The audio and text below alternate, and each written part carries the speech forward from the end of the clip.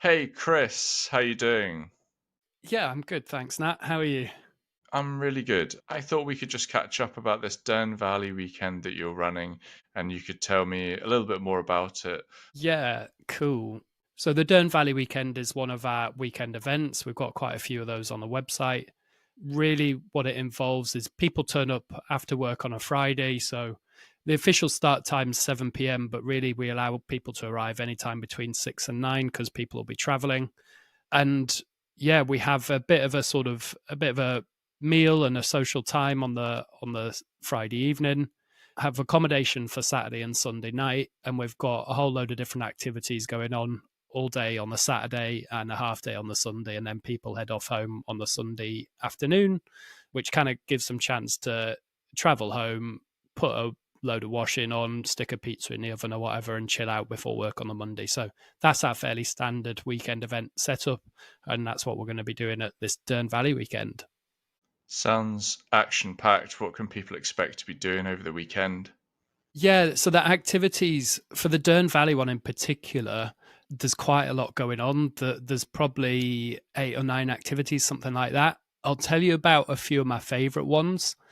The top one, and I wasn't expecting this to be the top one actually, but is the laser tag. So at this center, it's got this indoor laser tag thing in this room. It's over 2 or 3 floors, and everyone gets sort of handed out with, like, your laser gun and kind of this body armor which has got a detector on.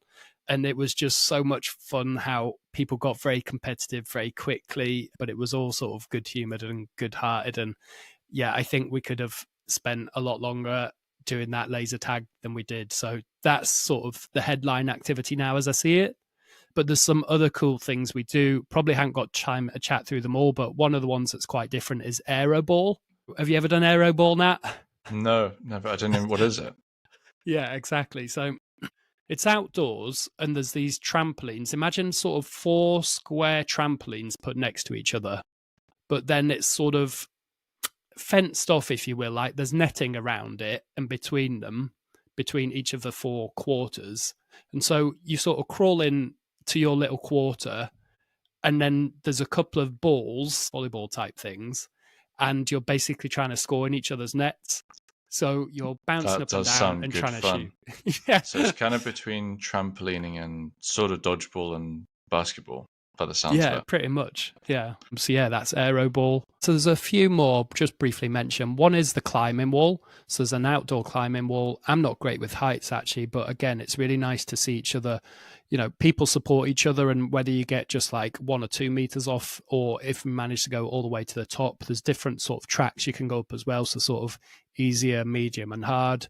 So it's nice to see people encourage each other. We do a thing called a crate stack, which it's a load of crates, and basically you have to stack them as high as possible with someone on top without them sort of falling over. Obviously, everyone's harnessed up and stuff, but it's nice to see people working together as a team. We do a bit of an abseil off a building as well, actually, which is quite nice. Again, it's testing people's boundaries and limits, but it's nice to see everyone encouraging each other. And then there's other activities running through the weekend, a couple at the top of my head. One is a zip line, so quite a long zip line people can try. And another one is we're going to be trying this buggy build. So I think it's a little bit like Scrap Heap Challenge, if you remember the TV program. So almost split into 2 teams. You've got to assemble your buggy, and then we'll do a few races. So that should be interesting to see how that goes. And the final one to mention is probably there's this thing called the Jacob's Ladder, which is kind of this huge wooden climbing frame. Like, I'm not sure how high you'd say it is, maybe 20 meters, something like that. And again, you sort of go up in pairs almost and try and get a group gathered at the top. So there's all these different activities that test people in different way. It's meant to get people sort of at the edge of their comfort zone. And it's really nice just seeing what people can achieve and what people want to do whilst they're, yeah, having a good time. Sounds good fun the weekend, so people just turn up. Don't. What do they need to bring with them? Yeah, not too much really. Basically, a pair of old trainers, a few layers of warm outdoor clothing, and ideally a waterproof jacket. If you have waterproof trousers as well, bring them along. But yeah, just some warm clothing really that you're happy to get a bit dirty and scruffy in. It's probably a good point to mention as well that everyone gets a guide. So we call it a pre-adventure guide. So when you sign up and buy your ticket, you get sent an email, and that email has a link in it.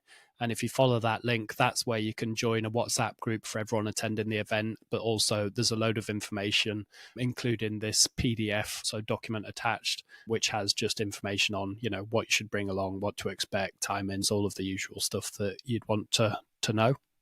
And it's an adventure weekend. What type of people are invited to come along or sign up to the event? Yeah, so all Adventure Solos weekends and events are aimed or designed for people in their 30s, 40s, and 50s. The solos bit is to do with people booking on by themselves. So it's nothing to do with relationship status. It's just that you don't have to find a whole load of people to come with you. You don't have to convince a friend. You don't have to convince your other half. Basically, you can just be like, yeah, I like the look of that, the sound of that. I'll go along and meet some new people. And what's really nice is everyone's in the same boat. Everyone's turning up by themselves as well. And everyone's there for the same sort of reasons. They just want to have a good time and meet some new people. So that's the sort of people that go along. And the adventure side of it, the activities are all beginner friendly, so you don't have to be, in fact, people are not hardcore outdoorsy people. These are just people that are interested in sort of challenging themselves, doing something a little bit different and coming along and giving it a shot. Sounds great. And it's in South Yorkshire's Dearne Valley. Tell me more about that. Yeah, that's right. So our events are dotted around the UK and people do travel. We get people, probably about 15-20% of people maybe coming down from Scotland for the events. We get probably 25%, maybe 30% of people coming up from London. And everyone else is kind of, dotted around, I guess, the Midlands and north of England, really. This particular event, South Yorkshire, there's a train station literally opposite called Conisborough. So, if people are traveling by public transport, that's possible. And what we also do is once people are booked onto an event, there's a WhatsApp group that they can join straight away.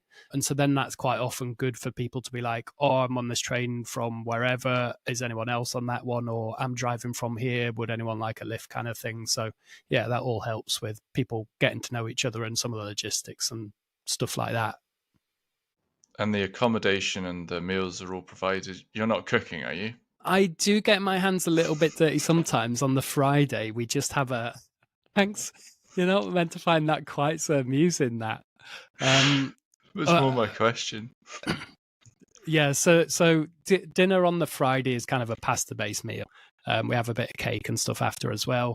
Other than that, it's all catered for. So there's meals provided throughout the weekend, and if obviously people have dietary requirements as well, then you can fill that in at the time of booking, and that's all taken care of too.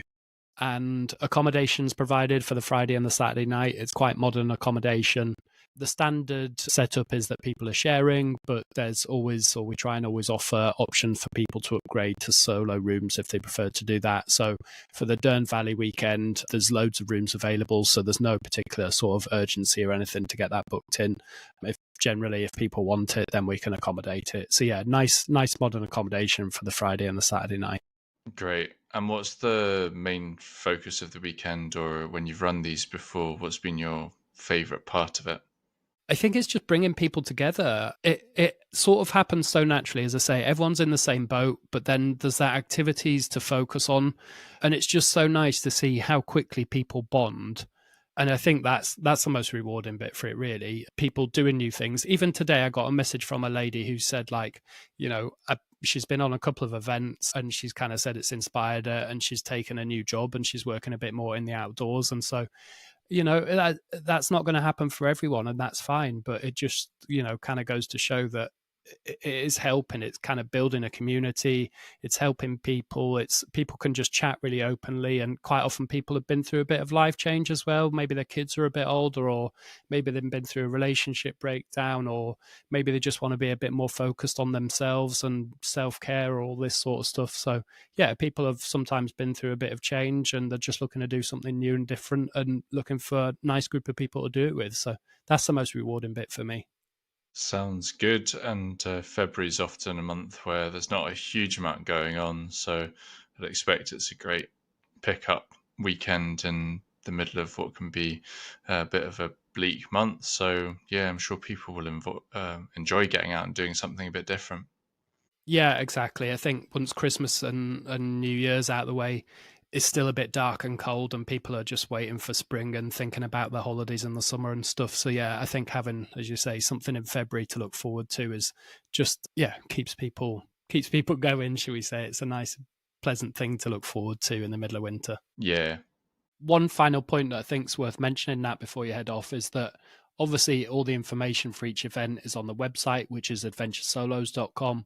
But if people have any questions, then they're very welcome to give me a call, and I'm really accessible. So the number's on the website, but I can give it to you now as well. So it's 0800 11 234 11. So the number again is 0800 11 234 11. As I say, 90% of the time, it'll be me that answers that. And yeah, if people just want to chat things through, whether they've got particular questions or they just want to have a bit of a chat before booking, then that's not a problem at all. So yeah, if you want to find that, then head on over to adventuresolos.com, and the number's on the website as well. So happy to do that. Hey, it's Chris here from Adventure Solos, where we help people in their 30s, 40s and 50s to rediscover themselves and meet new people. If you'd like to find out more about Adventure Solos events, visit adventuresolos.com. That's adventuresolos.com, where you're very welcome to stay in touch by joining the mailing list. So adventuresolos.com, and enter your details to sign up to the mailing list.